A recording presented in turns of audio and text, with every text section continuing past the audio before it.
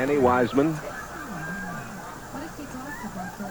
the right-hander, has a great television record. 8-1 on TV, this young man. Nice way to begin. Nice way to start the ball tour, Jay. First ball's a strike. And as we talked about just a few minutes ago, watch the angle. You saw where Danny Wiseman's playing outside the first arrow. Watch Mark Williams. You thought that was near the channel. Watch this guy.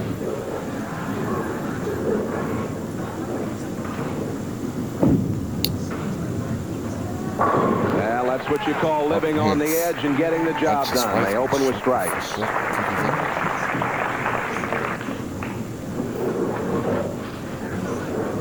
Now here's a good look at the angle Mark Williams is playing. Watch how near the channel the ball gets. Right on the edge, and he'll get it farther out than that, Jay. He'll get some of them that, as I mentioned earlier, that actually tilt before they come back to the pocket, and some may not.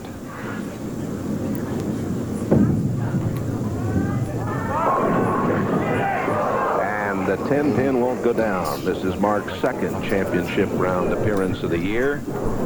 He was top-seeded at the Kessler out in California and lost the title match to Brian Goebel.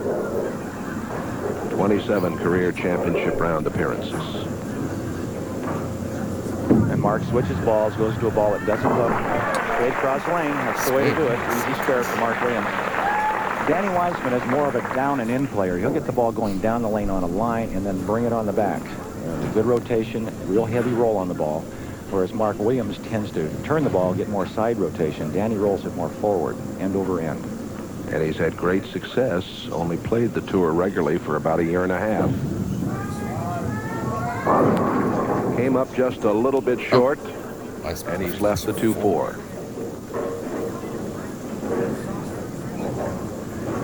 The way the lanes have been dressed, the PBA lanemen used a spray gun this week. They oiled 35 feet and then buffed another 10 feet. So there's actually oil on the lane. The dressing goes down 45 feet. So that's the reason you'll see some of the players playing extreme angles, either way out near the edge of the lane or way in, fourth, fifth arrow. The idea is, how much do I want to hook the ball?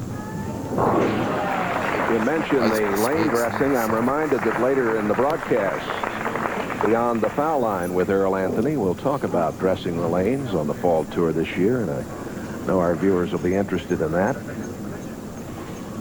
That's coming up a little later on. Wiseman, 24 years old. He had a 300 game in the Columbia 300 Open in Austin, Texas earlier this year. There they go. You can see them flirting with that channel. That's really close. That ball almost tilted before it came back to the pocket. Watch the ball at about the 45-foot mark. Right there. That's living dangerously.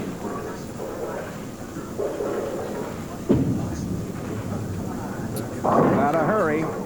Uh-oh. And Williams leaving a 2-7. Not a difficult spare for a right-hander. He'll be hooking the ball into the spare, so he shouldn't have much problem covering this. Obviously, he has to hit both. If he wants to hit both pins with the ball, he'll try to get the ball to fit between the two pins.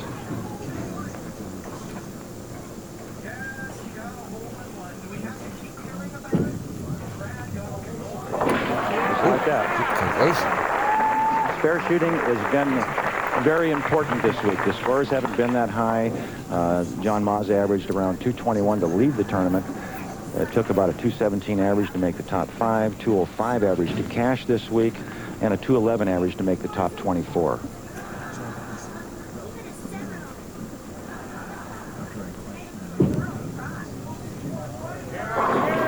And it got there in fine fashion. This opening match going well between Wiseman and Williams.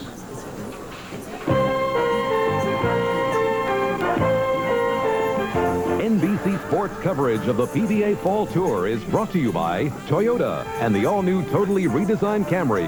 Toyota, I love what you do for me. By AMF and the AMF Sumo.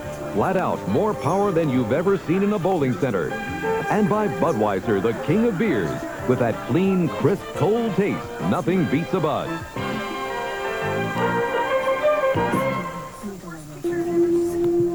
The Oilers stand by mission control. Sunday,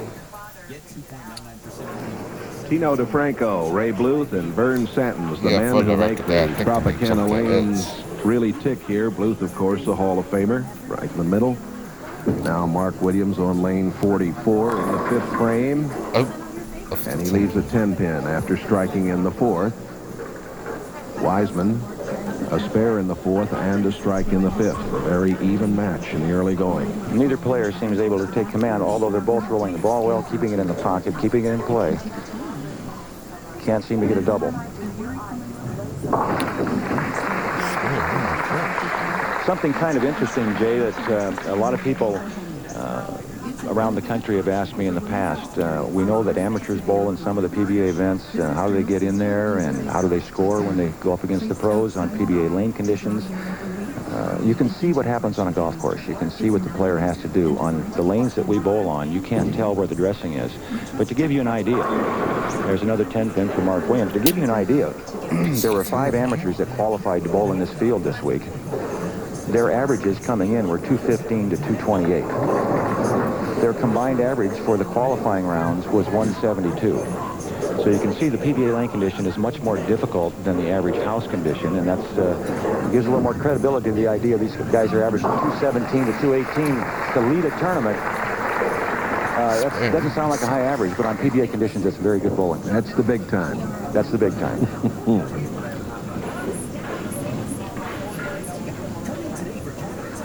Danny Wiseman with that determined look on his face.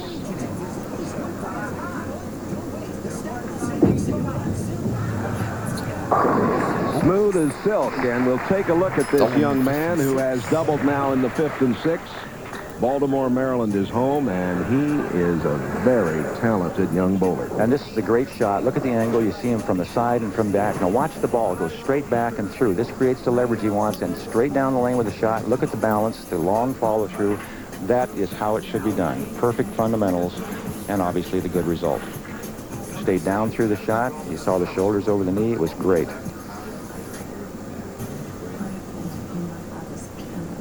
Tough player to beat here. He's good in the clutch. And down they go. Danny picked up title number 3 in his last appearance at the Seattle Open. We'll be back with more as Wiseman is up on top by 23.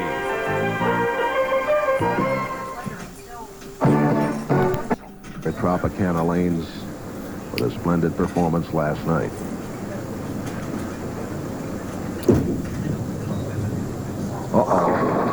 Well, no problem.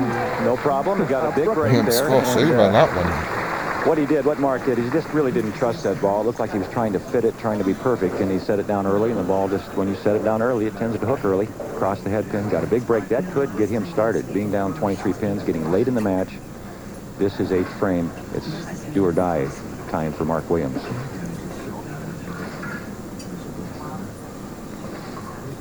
He's got a possible 237, and that crossover in the 7th may have given him some confidence. It might have. The lanes here, the championship pair at Tropicana lanes, 43 and 44. 44 being the more difficult of the 2 lanes. 43, when you're playing the outside angle, you can trust the ball more. It'll come back. In other words, you have more swing area. 44, as you watch Danny Wiseman prepare to bowl, you have to go straighter. You can't get the ball out as wide. A little too high. Wiseman will lead the PBA's TV win percentage in the National Tour Championship rounds. If he should lose this first game, he would be 8-2. Here's a look at that last shot, and he did basically what Mark Williams did on the previous shot when he crossed over. Danny didn't quite make the same amount of a mistake, but it definitely was an error. Hitting the ball down early, not trusting it because they feel it won't come back on lane 44 as much as it will on 43. Going for the 3, 6, 9, and 10. Difficult spare here. See the ball take out the 9. That's the way to do it. You see the deep breath by Danny Wiseman there. It's kind of a sigh of relief.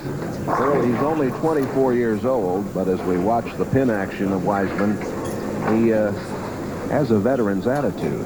He does. He's very cool in the clutch, as evidenced by the television record that you quoted there, Jay. He's a chance here to go all the way, which he did in his last tournament to win. And it's tough to beat 4 professionals that are bowling as well as these guys are to make the telecast. That came up a little short, but we almost got a tremendous break there. And you can see the difference. The angle the ball is taking down the lane. As I mentioned, 43 tends to hook more from the outside angle, so they're trusting it. They're getting it farther out. 44 is a little more scary for them. If they make any kind of a mistake, the ball goes high or it doesn't hook back. Wiseman up 8 after that light hit, leaving the 2-pin. And how quickly the fortunes change in one-game matches. Wiseman looked like he was going to run away with it. He's on 3 in a row. That crossover hit for Mark Williams here on lane 44 in the 7th frame. He struck in the 8th, a chance to take the lead with a strike here in the 9th.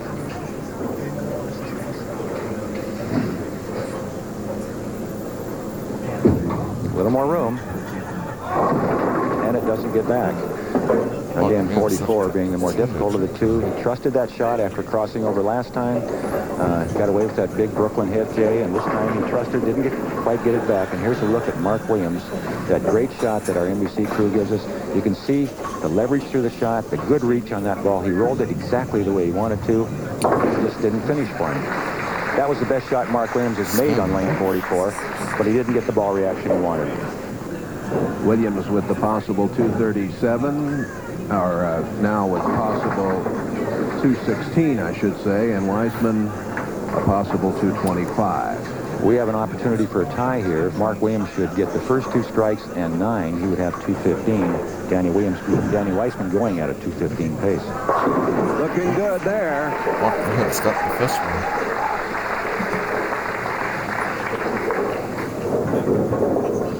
Again, lane 43, the lane that Mark Williams chose to finish on, and for this reason, you can see he can trust the ball, it'll roll back for him. The 10th frame, the player higher in the standings, as you all know, has the opportunity to choose which lane he'll finish on. Mark Williams chose 43 because he knew he could get the strike in the clutch. He could trust the ball here as he gets a re-rack. This is the big shot for him. He has to have this one. And you see how Mark did against Danny Wiseman. Williams averaged 172.5 on the TV pair. Wiseman 216.5. You can throw all those stats out the window right now.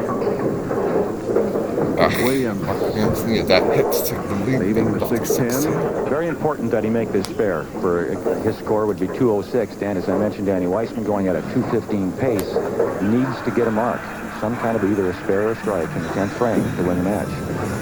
If he should get 9 and miss it, he would have 204 or 203, somewhere in that neighborhood. So that's why it was important that he pick up those 2 pins. So it comes down to the fact that Wiseman needs to mark. He needs to mark to win. If Mark Wiseman advances.